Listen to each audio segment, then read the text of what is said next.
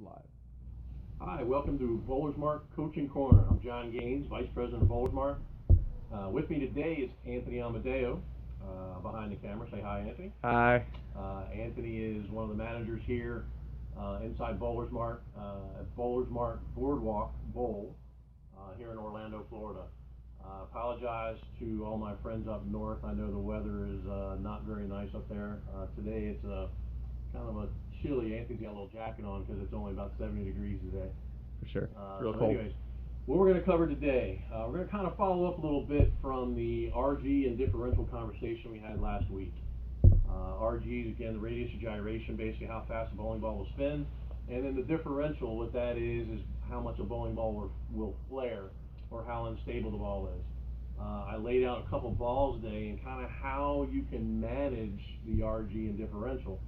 Because, you know, the manufacturer, when they make these balls, they put the cores inside, you know, there's a starting number. This is the Ebonite Maverick. Starting numbers on this, the RG is 248 and the differential is 056. What does that mean? 248 is fairly low RG. The minimum you can go is 246.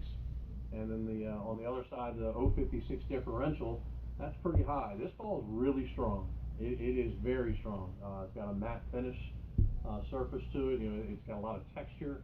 Then you have a low RG core, and then you have a big differential.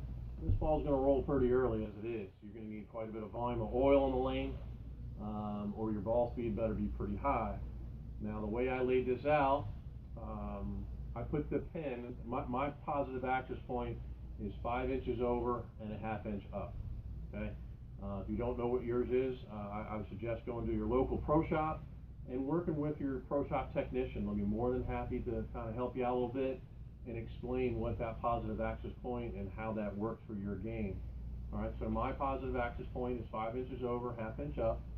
So if I put the pin 3 inches from my PAP, my layout, my grip is going to be over here. So that's going to put that pin pretty far to the right of my ring finger.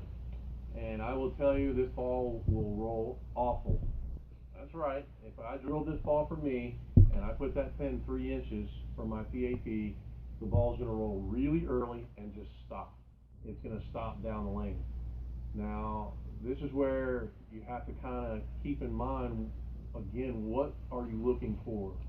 We talked about trying to sequence balls in. You know, I have a ball here, I have a ball here, and then I have a ball over here in the sequence and how much they hook. Now I need to fill something in here. Just because I go on Facebook or on the internet or watch a couple of videos or go on a manufacturer's website and I see this ball go down the lane and it looks really cool, it has a big boom and back end, you have to make sure that ball fits for your game. Okay? If I drilled this ball for me with that 3 inch layout, it is going to roll really early and just stop. I have a high rev rate. This ball is already made to hook pretty early. And then by putting that pin 3 inches from my PAP, that is a lower RG layout. And as we discussed last week, RG is basically how fast the ball will spin. So the lower the RG, the faster it spins. So if I put that pin outside my ring finger, it's really not going to roll very good. It's probably one of the biggest mistakes I see with bowlers today, and I'm going to tell you even pro shops today. A customer comes in and they want a really strong hooking ball, and you know, I saw this ball online, I want to get this ball, and I want max hook. It is true if you put the pin 3 3/8 from your positive axis point, that puts the core at a 45-degree angle, 3 3/8 from your positive axis point, that's the most overall hook that ball can have.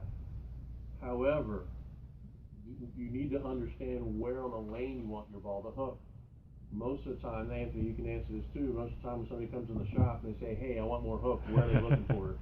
Well, you always got to ask them, where do you want the ball to hook? You want Right. to hook earlier, or do you want to hook in the back? I mean, that's the biggest problem with the most questions, you know? Right, and most of the time they want it down They want lane. it down lane. Right, they want it early. They don't want it early. They want more angularity to the ball. Sure. But they read they read online or they read the spec sheets and it says 3 3/8 is the max hook. That is That's what they 100% true. That is true. But you have to manage on the lane where that ball hooks. Right. Okay. So if we have a matte finish texture, which is we talked about that a couple weeks ago. The more surface or more texture you put on the surface of the bowling ball, the earlier it rolls. Yeah, You're going to control the distance with the texture of the ball. You're going to use the layout to create some of that shape. All right, so a bowling ball only has so much energy. If we get that ball to roll really early, it can't hook here and at 45 feet, at 40 feet down the lane where you're really looking to make it hook. So I would never drill the ball. I'm gonna tell you, pretty much for anybody with this type of ball, with that low of an RG to start, and then that big of a differential, the ball flares, and then that much texture. I'm gonna tell you, I hardly never put a pin next to the ring finger anymore. I try to keep at least 4 inches away, unless it's a specific elite player looking for specific reaction. Otherwise, I'm going to tell you, I don't drill balls like that. Okay? What if you take the Maverick and you change the surface instead of the 2000 Averlon and just change it up to like 3000 or 4000? Would that work out any better? What all you're going to do is you're going to make the ball go a little bit further down the lane and get the same reaction down the lane. Okay? Awesome. With that layout, it's not going to corner in the back end. You need to get those pins a little bit further away, especially for somebody's track that might be a little bit lower. I've seen this mistake made quite a few times, and there's a lot of pro shops that don't take their time to find a bowler's PAP or really understand what's going on, and they might have a lower track, so their PAP, positive axis point, it's very common to see PAPs, 4 inches or even 3 7/8 inches from the center of grip over. Okay, so in order to get a pin far enough away, if your PAP is only 3 7/8, 4 inches, if you want to get a pin far enough away, it may end up being on the other side of your middle finger. And again, well, that's a left-handed layout. It's not a left-handed layout. It's not. We're putting the core at a certain distance from your PAP. We're putting that pin a certain distance from the PAP to help save a little bit more energy down the lane and create a little bit more shape, a little more angularity in the back end, which is what you're looking for. We have the Columbia 300 Tyrant. Again, fairly low RG at 248. Again, big differential at 056. This ball hooks quite a bit. Now, putting that pin there, that pin for me would be 5 inches from my positive axis point. This ball, even though it's got quite a bit of differential, it flares quite a bit, this ball would probably roll pretty good with that type of layout. So don't be afraid to put those pins further away in the stronger balls. Okay? We need to create some sort of, you need to save some energy further down the lane. Hammer Scandal, 248, 054. Are you starting to see a little theme here with RGs, right? Even the manufacturers, there's kind of a sweet spot area there where 248 to 252, you're going to see quite a few RGs in that area. It's not that they're not a little bit higher, depending on what the manufacturer, what the intent is for what they're trying to create, but there's also a sweet spot where bowling balls are made, and then matching up that differential for those balls. Over here we have the Cyborg, again 248, but the differential on this is 043. It's not going to flare quite as much. Now you have a little bit shinier surface. I put this pin 6 inches from my PAP. If I threw this ball with my ball speed, and again, even though my rev rate's pretty high, if I threw this ball with this shiny of a cover, this smooth of a cover, and the diff only being 043, I'm going to tell you this ball's going to go 60 feet. It's not going to hook for me. My ball speed's really high. It is literally just going to be kind of a BB as it goes down the lane. If you watch the Pro Bowlers Tour, many times that Chris Barnes has made the TV show, this is going to be one of his favorite layouts where he puts that pin 6 inches from his PAP. What he's trying to do, though, is he's trying to control it. Chris is very good at keeping his target in front of him, and he goes up the back of the ball. He doesn't want his ball to change direction in the back end. He wants it to go straighter. Okay, they bowl in some tougher patterns out there, and he's really looking to control the pocket. So for Chris, his ball speed's a little bit softer, and he wants to keep his target in front of him and really control the pocket. This roll is really good for him. Again, for me, my angles are a little bit steeper. I go away from the pocket a little bit more. My rev rate's a little bit higher, and especially with my ball speed, it will not hook. Okay. What would happen if you put the Tyrant layout on the Scandal Pearl? What would that do? What would that make the ball do? It's going to make the scandal very angular. Okay, you're going to put that pin 5 inches from the PAP, and it's a little bit higher RG. It's going to get the ball down the lane. It's going to save a little energy. Again, you have a shiny cover, so that the cover is going to also is really going to control the distance, but it's going to save some of that energy down the lane, and that would be a very angular layout, extremely angular layout. So again, start playing with find the layouts that work for you. For me, the way this Scandal's laid out and the way this Tyrant's laid out, those are really good layouts for me. In general, I try to keep the pin about 5 inches from my PAP, and those roll really well for me, really well for me. Something like this, it would be a one-off. I talked about a couple weeks ago with when I bowl nationals, the Open Championship. I have one ball, and I use it for literally one game. I put the pin 2 inches from my positive access point, and what that does is it really controls the back end. It makes the ball really lazy down the lane. But the back ends at the Open Championship are usually really, really strong. There's a lot of snap in the back end. I don't need my ball to snap anymore. So I'm hoping you're starting to sense a theme here with, you don't want to see your ball hockey stick. You don't want to see it go this way and this way. The best bowlers in the world, they want to see their ball curve. They don't want to see it hook. And there's a big difference. Even with Jason Belmonte, even though Belmonte covers a lot of the lane, his ball's really never hooking. It is always curving. E.J. Tackett this past week bowled phenomenal at the PBA Championship out in Reno, and even though his ball was, he was playing pretty far left, and his ball was curving a lot. It wasn't going this way and then sideways in the back end. Okay. So we got a question. What if you played down and in? What would be a better layout for you if you played down and in? This again, I need a little bit more information. Even if you're going to play down and in, what is your ball speed? What is your rev rate? What is your axis rotation? What are you bowling on? Okay, all those factors that we as pro shop technicians look at, we take all of that information and kind of compile the data, and then we take what you had and then again try to fill in that hole. So depending on, again, what your ball speed is and what your rev rate is, more than likely if you're a little bit straighter player and you're playing down and in, I'm going to tell you, I still want to see some pins that are 4.5 to 5 inches from your PAP, and then manage the core before you even drill it. So find the right core before you drill it, and then manage the texture to help create the proper distance for what you're looking for. But I'm still going to stick with 4.5 to 5 inches is a really good layout for most holes. What about for less hook? For less hook, okay, again, define less hook. Where on the lane less hook? Are we talking about that down the lane? Do we need it to go further through the front of the lane? I'm assuming his question is less hook down lane. Less hook down, so less angular down lane? Correct. If we're going to go less angular down lane, you would want to get those pins a little bit closer to your PAP, okay?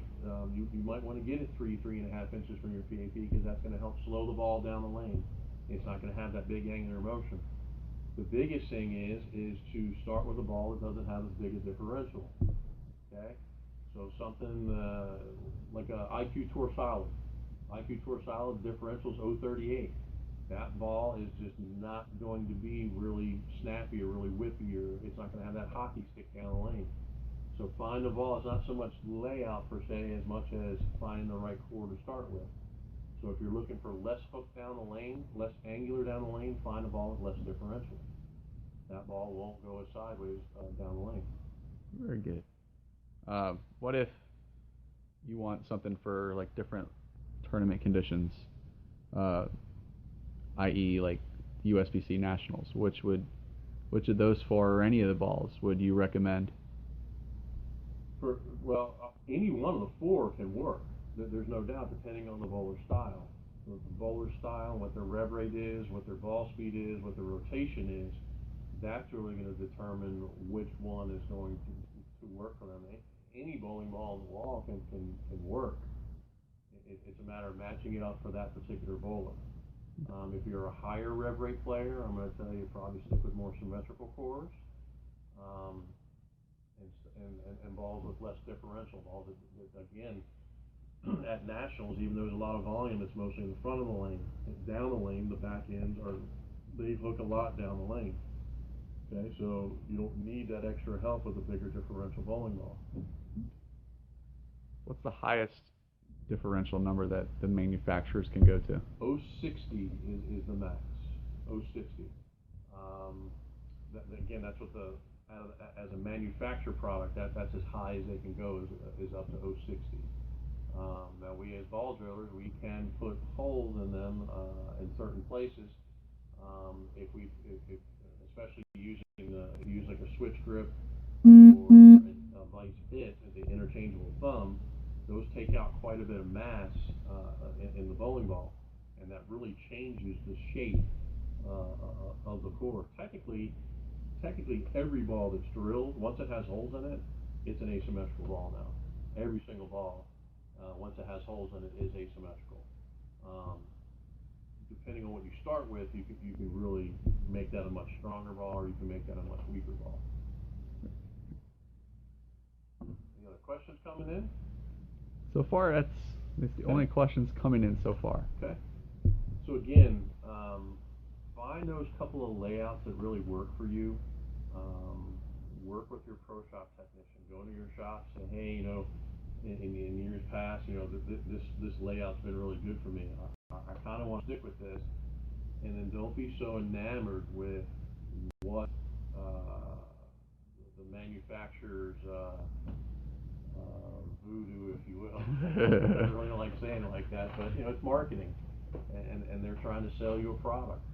And I see all these videos online, and I see all these comments online about this ball or this ball or this ball. Don't get so hung up in that. Find a ball or find a couple layouts that work for you, and then go work with your pro shop to help you select the proper ball. Manny Sanchez says, how about high revs with somewhat a lower ball speed around 16? I have been told to stay away from low RG equipment. Manny, you throw the ball about 12. Yeah, man, he's down in the Miami area. He actually drives up to Orlando and gets quite a few of his equipment drilled here. Manny's ball speed is definitely a little bit slower, but his rev rate is pretty high. In general, yeah, you're going to want to stick with some higher RG balls and even less differential balls. You don't necessarily need a ball that flares a lot. Hopefully Manny's down to we've talked about this, about keeping it down to 10 balls. Manny at one point had close to 40, and again, it was very hard to manage the game there. So trying to keep it a more manageable arsenal, if you will. Fred Curtis wants to know, his ball speed is about 16 miles an hour, his rev rate's close to 350, and his axis tilt is 10 degrees. His rotational degrees is 50, and his PAP is 4 1/2 by 1/2. And he wants something for the roam pattern. Something for roam. Again, any type of sport pattern. That's a fairly decent rev rate. I'm going to tell you, I would probably stick with something, especially on a sport pattern. Stick with something more symmetrical, a little lower differential, something less than 0.45. Keeping the pin, probably about 5 inches from your PAP, and then adjust the surface as necessary for distance. Because how any one pattern plays in one bowling center, it plays completely different than another bowling center.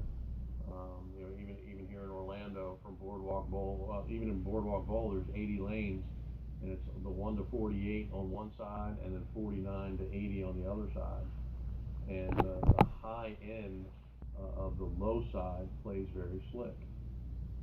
You get up into the 40s in this bowling center, and they play fairly slick.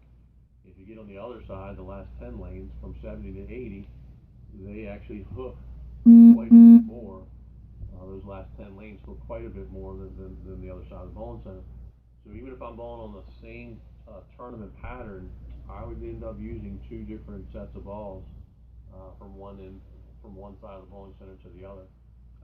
Manny says he has 10 balls in his car, but he has his arsenal down to about 15. We're getting there. Um, Ted wants to know, he has a ball made for medium oil and he's interested in changing the surface to make it more aggressive for heavy, long oil patterns. Any recommendations to alter the surface? Averlon pads, very simple process. You can actually do that by hand. You are better off if you put that on a ball spinner, but using the Averlon pads and use a lot of water. You can't use too much water with the Averlon pad. If you're going to bowl on a little bit longer pattern, depending on what your ball speed is, I would probably take it down to about at least 1,000 grit Averlon pad. Getting less than 1,000, there better be quite a bit of oil in the front of the lane. So even though a pattern is long, I use Mexico City as a typical example.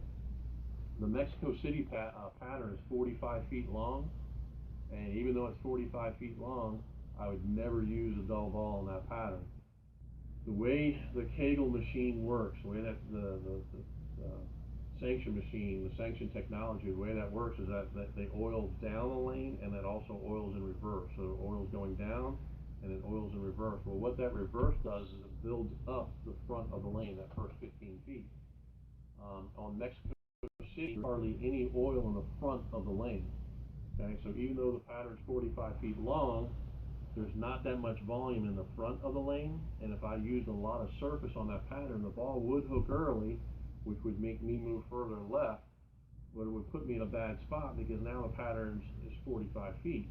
So if I use too much surface, it makes me move too far left, I use too steep of an angle, and then with 45 feet of oil, there's not enough time for that ball to get back. There's only 15 feet of dry boards left. So even though that pattern is 45 feet long, don't automatically think that you need surface on your bowling ball. When I looked at the Mexico City pattern and I saw there was very little conditioner coming back, I think the pattern's, it's like 26 milliliters of oil, but there's only 3 milliliters of oil coming back in the reverse. So it's not building that launch pad, is what they call it on tour. There's nothing in the front of the lane. So if I use surface, it really makes the balls look too early. One of the biggest mistakes I see going to a tournament, other than some rule changes at the U.S. Open, in the league or any other local tournaments, you can scuff your ball during practice. So I actually take most of my equipment shiny and then adjust it down as necessary because I can do that by hand in the settee area. Okay? So just because it says 45 feet, don't automatically think you need to put surface on your bowling ball. Throw a couple balls first, then adjust. I see ball drillers drill fingers and thumbs deeper to remove weights to meet USBC standards. Does this affect any of the dynamics of the core? Absolutely. The bigger and the deeper the holes are, you will start to affect the core in the sense of changing the numbers. You're not going to make a ball roll bad because you put a big hole in it. You can make a ball roll bad by putting it in the wrong place or changing the numbers to where it's not conducive to how you throw it. But it doesn't make a ball bad just because it has a bigger hole in it. But yes, it does change it, and it can actually be advantageous if you do it in the right spot with the right depth and the right size hole. Any comment on the recent widespread success of urethane balls again? Again, there's the urethane. First of all, it's not really true urethane. Today's urethane is a little bit different than blue hammers or black hammers from the 1980s. The materials it is quite a bit different. There's no doubt that today's urethane still hooks way less or creates way less friction than reactive balls. Most of the success is because of a much higher rev rates in general of today's today's bowlers. The rev rates overall are much higher. The pattern shapes are much flatter, and because they're much flatter, using the urethane ball, it helps keep the target in front of you. So what I mean by in front of you is it's going to be more this way and not so much angular. By keeping it more in front of you and controlling the pocket, you're going to have a lot more success, especially going pair to pair to pair. That's kind of the general reason why the urethane is so much more popular. What is a good ball for dry lanes and not much oil in the heads? Cyclone or Rhino. Looking up on the wall here, the Hustles. Anything like that. Again, those are shinier balls, a little bit less differential, and that's going to be pretty good for help getting the ball down the lane and not hooking a whole lot down the lane. Jeff wants to know, I throw 18 to 19 miles an hour, and his rev rate is 450 plus. Okay. He wants to know if a Tyrant would be good for him on his house shot, on synthetic, and wood. Not on wood. That would be an awful lot of. That's an awfully strong ball for wood. The wood surface, is not quite as hard, and so the surface is softer. And because it's softer, it creates a bigger footprint, and that bigger footprint creates more friction on the lane. So a Tyrant would be awfully strong for a 450 rev rate. Even if your ball speed's pretty high, 18 to 19 miles an hour is pretty firm. That's an awful lot of cover core for a wood surface. Now for on a synthetic surface, yeah, there's a good possibility that ball would work okay. I might take a little bit of the texture away and actually bring it up a little bit, or even put a little bit of shine on it. Because again, 450 rev rate, that's a pretty high rev rate for a ball that strong. That ball hooks a lot. Right. Definitely on the wood surface, though, I'd probably recommend like the Cyborg Pearl or even like a Tundra or Impulse. Yeah. What is a new ball comparable to the Complete Envy or better? There's not. Sorry, there's really not. The technology, so the technology changes so drastically, from year to year to year. Most of the technologies in the cover, the core numbers are regulated by USBC, and the cover is also the RA value and RS value. Basically that's the texture values of the ball. There's some numbers there that are regulated, but with the cores being regulated, there's only so many different things that a manufacturer can do with a core nowadays. Even changing the densities. There's just only so much they can do because they're regulated from technology advancements are going to be in the covers. And the Complete Envy now is going back 8-9 years now. At least 8 or 9, maybe even 10 years ago.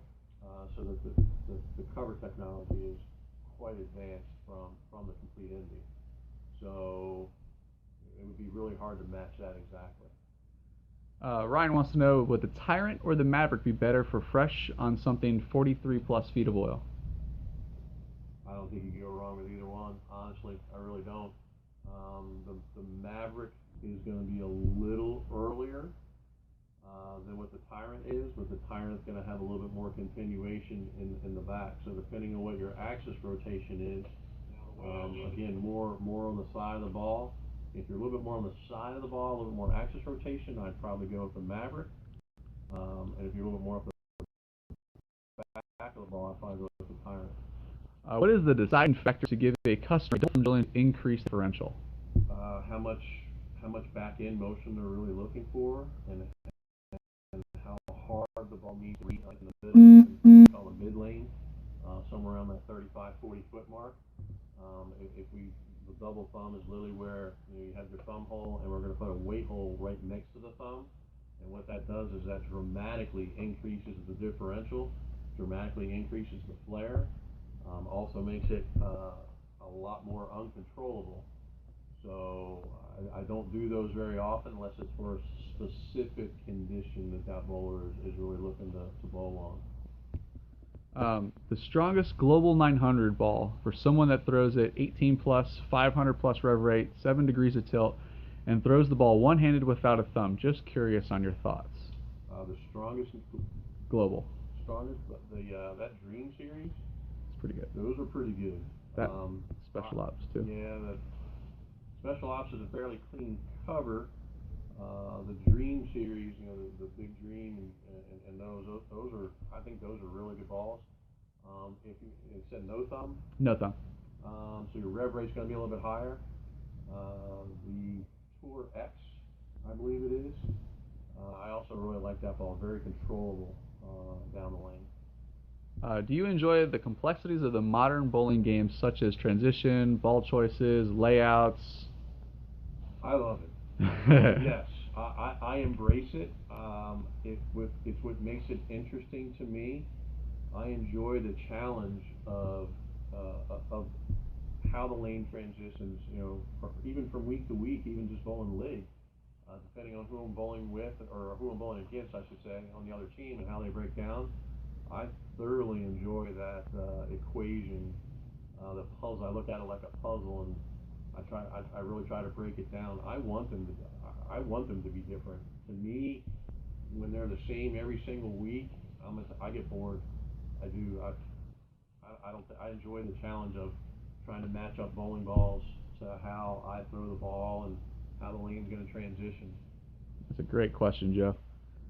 Chris wants to know, he sees pro shops talking about layouts, and they usually talk about one of their favorite layouts, but with an extra hole, either up or down. Does the extra hole up or down do any difference? What do these holes do? Yeah, so when you put that extra hole down, you're going to increase the differential. So when I say down, this will be your grip here, and we have the midline.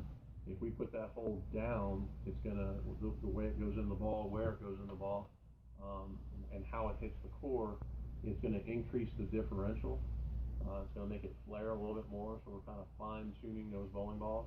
If you put it straight across, it's going to be pretty much fairly neutral. It's not going to really change it up or down in RG or differential. So yes, it does matter where those holes go. Now I will say, with a caveat to that, that it also has to be a fairly decent sized hole. If you took a 25, 30-second drill, which is about the size of my ring finger, and drilled it 2 inches deep, it's not going to change anything. All you're doing there is just changing the static weight of the ball. You need to get up into at least 7/8, 27, 30 seconds, or even 1 inch, and drilling in that hole at least 2.5 inches, 2.25, 2.5 inches deep to really start affecting the core, whether it be up, down, or straight across. Is there a right or a wrong way to fit a bowler with regards to grip? I have visited a few pro shops in the last month in search of a more comfortable grip, and it seems that everyone fits me differently. Does it ultimately come down to comfort of a bowler, or is there an ideal grip, drop rings, pitches, spans? Yeah, the answer in the short is yes. In the long scheme of things, I'm going to use Chris Barnes again. His grip, technically, what he uses is about 1/4 inch short. Okay, so if we went by the book and how I learned how to drill and how Anthony learned how to drill, if we saw Chris's span, we'd go, wow, that's way too short. However, that's what feels comfortable to him. And the biggest thing is not only is it comfortable, but it doesn't hurt. It allows him to hang on the ball and allows him to repeat shots.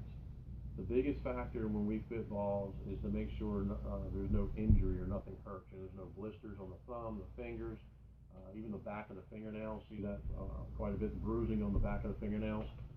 That's when the span is too long, or you have too much reverse in the fingers, and it puts a lot of undue pressure on the back of the nail there. So yes, there's a technical way by the book that you should fit a bowling ball, but it also does need to be comfortable to the bowler. So it's kind of a blend of both. It also depends on the skill level. How I might fit somebody that averages 150 is actually a little bit different than somebody who averages 220 or 230 and maybe bowling on tour. In general, the guys and ladies on tour use hardly any what they call reverse in the thumb. The more reverse, the more the thumb goes away from the center of the grip, the easier or quicker the thumb comes out. The elite players already get out of the ball quick enough, and they use very little reverse or even a little bit of forward. My total span is a fairly long span. It's 5.25 inches on both fingers, but I only use a 1/16 reverse in my thumb. If you go by the book and what the book says or what the manual says, I should be using about 3/8 reverse. If I use 3/8 reverse in my thumb hole, I wouldn't be able to hang on to it. My grip is that relaxed. My wife Kendra, her span's actually fairly long for a lady. Her span is 4.5 inches, which is fairly long. But she actually uses 5/16 forward in her thumb hole to help her hang on to it. Her hand is that relaxed in the ball. So yes, there's a technical way the ball should fit. Each pro shop is going to have a little bit different view. Um, hopefully they're all fairly close. Hope they're not dramatically different, because I'm going to tell you somebody's not doing it correctly if they're that far off. But in general, yes, there's a technical way, but it should also be somewhat, it should be comfortable in your hand also. Is it a good thing to take surface of a new bowling ball and down and bring it back up before you throw it? I've been told that it's okay to do that. Yes, absolutely, it's okay to do that. I will tell you that probably 95% of the balls I throw, I actually change the surface. Yeah. As good as the manufacturers are at making bowling balls, they are a little bit different from ball to ball to ball. If you have most of the factories will use some sort of Averlon pad to put the texture on the ball. So, like the Maverick and the Tyrant, they come out of the Hopkinsville plant, and Ebonite, they come out with surface or matte finish. Now, if they just freshly change those pads, it is a little bit different than ball maybe 10 or 20. They do change them frequently. They change them quite frequently. However, from ball 1 to ball 20, there is going to be a little bit of a difference. I put the surface on there. I know exactly what it is. So yes, I would actually recommend that you change the surface automatic. What is the flattest rolling bowling ball for a spare ball for someone who throws it with a hook to increase their spare pickups? The flattest rolling? I'm going to assume that's what's the straightest rolling bowling ball? Anything plastic. T-Zone from Brunswick, a Maxim from Ebonite, a White Dot from Columbia, the Mix from Storm. They're plastic. That's going to be the straightest ball or flattest ball. Do you find modern fitting techniques favor left thumb pitch compared to years ago? I think because of the game, the way the game has changed in the sense of the motion of the balls, and rev rates are much higher, and so the philosophy on fitting has changed a little bit. I'm not sure that I see it more left if you're right-handed. I'm not sure I see more left lateral pitches. I definitely see less under the palm or less right. That very rarely. So it's much less reverse than we used to fit, and it's also way less under the palm or way less right lateral. I've been drilling balls for over 30 years, and kind of a standard pitch 30 years ago was a quarter reverse and a quarter right, and it was just kind of a standard thing, unless somebody's hand was very different, very non-flexible. But I think because of that, how the game has evolved, and understanding the anatomy a little bit better, don't quite use as much under the palm as what we used to. Have you heard any feedback from anyone throwing the Quantum Fire Pearl? I think the Quantums are great balls. I think that core in that ball is very good. I think the Forest Green and the Fire are both, from what I've seen, are very solid. They were great 20 years ago, and they're still really good now. I know Motive uses a term LSP, some sort of laser scan on their surface. Do you know if it's more accurate and consistent surface prep? For them, that's what works. There's a tool out on the market. It's made by Jayhawk Bowling Supply. I believe it's about $1,800, $2,000, and it reads the texture of the ball. It's basically a needle that literally bounces across the ball, and it will give you that surface texture. And that's something that Motive does, and I'm sure they feel that is the quality and standard that they have set, and that's what works for them in their facility. Throughout the course of the years you've been bowling and drilling balls, have you came across a drill pattern that's best for most people, or a lane surface? Yeah, in general, I'm going to tell you, 4.5 to 5 inches. You start getting closer to like 4, even 3.5, and the ball rolls a little lower RG layouts, and the ball rolls a little bit too early, and the ball dies in the back end. probably the 4.5 inches from pin to PAP. That's going to cover the widest variety of bowlers and styles and rev rates and ball speeds out there. Okay. Do you have any feedback on the Code Black, good, bad, indifferent? From what I've seen so far, it's pretty good. Smells good. Of course, that's important too, right? It's got to smell good.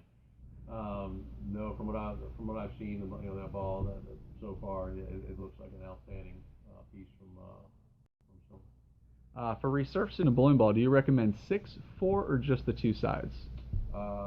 6. You want to try to cover. So when we're talking about 6, so you top bottom and then top bottom and then rotate it one more time and top bottom.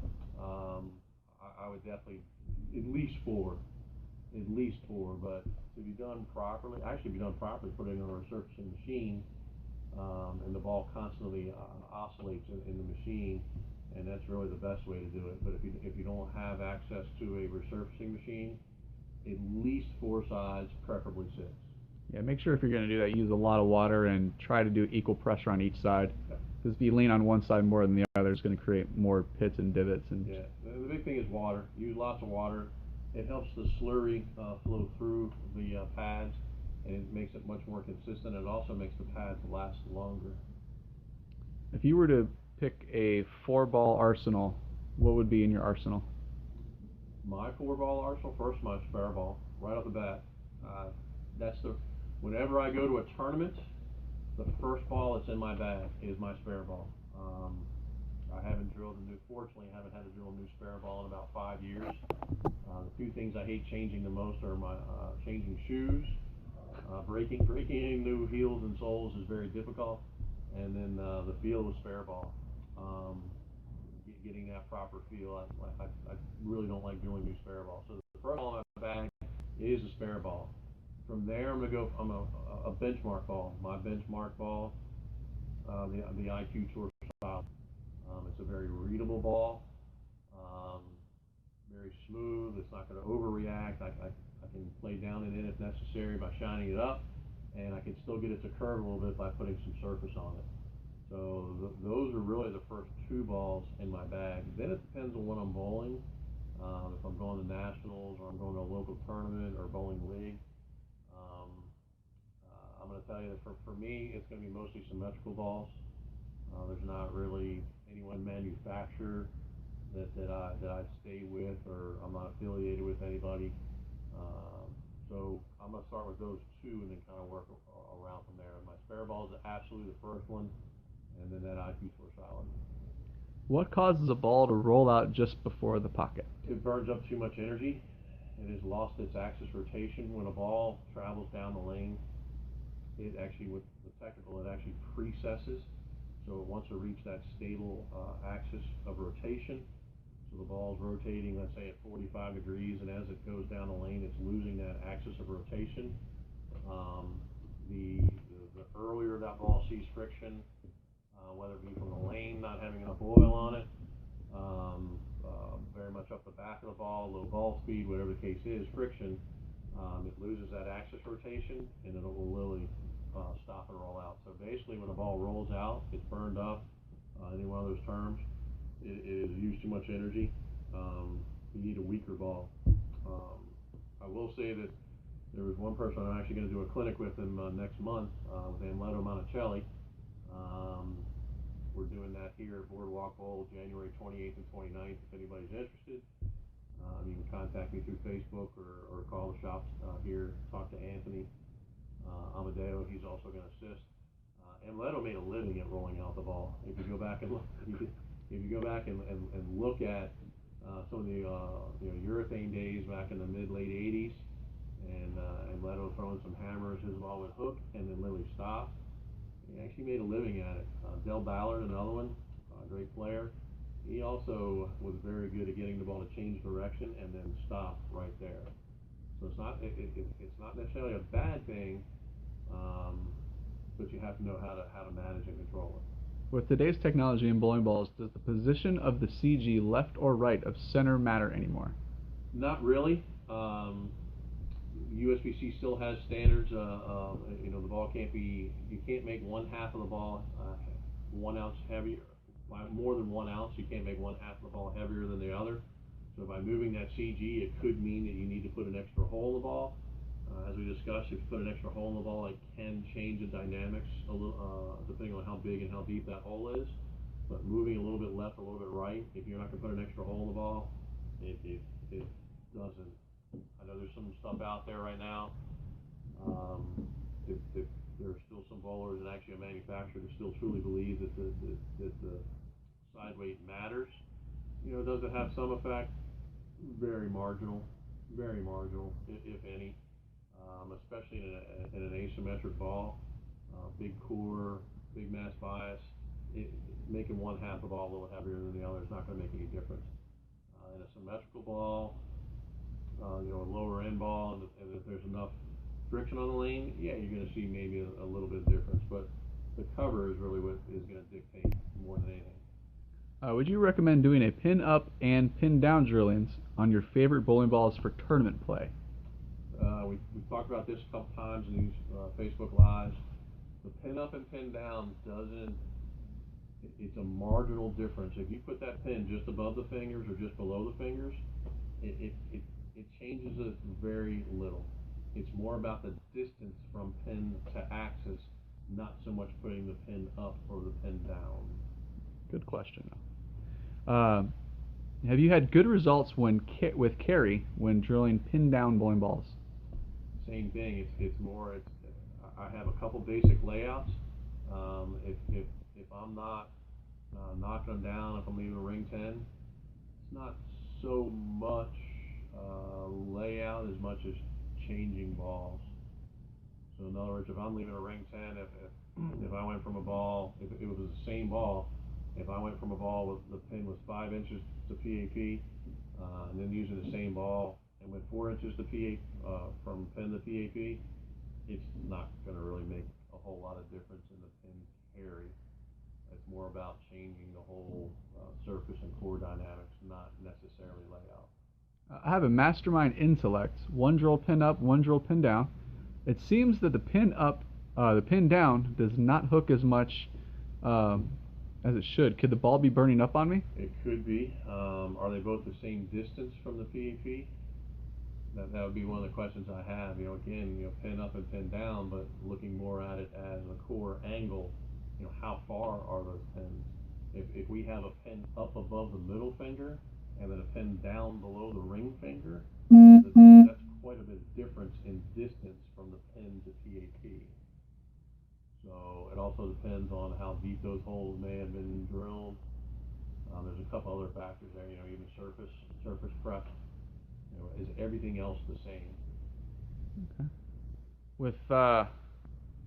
With relation to the different bowling balls and manufacturers, did you have a preference, or do you have a preference? Repeat the question. As far as bowling balls go, do you have a preference on which ones roll better, which ones roll worse? No, I really don't. I think everybody makes some pretty good equipment out there. Yeah. I think there are some manufacturers that are better marketers than others. I think there are some manufacturers that have a overall more complete lineup than others, if you will. But I think every manufacturer makes a couple of really good bowling balls. Do you have any favorite layouts that you use? The two layouts I use, one is I put the pin up above my bridge, and that's 5 inches from my PAP. I just keep the CG right in line.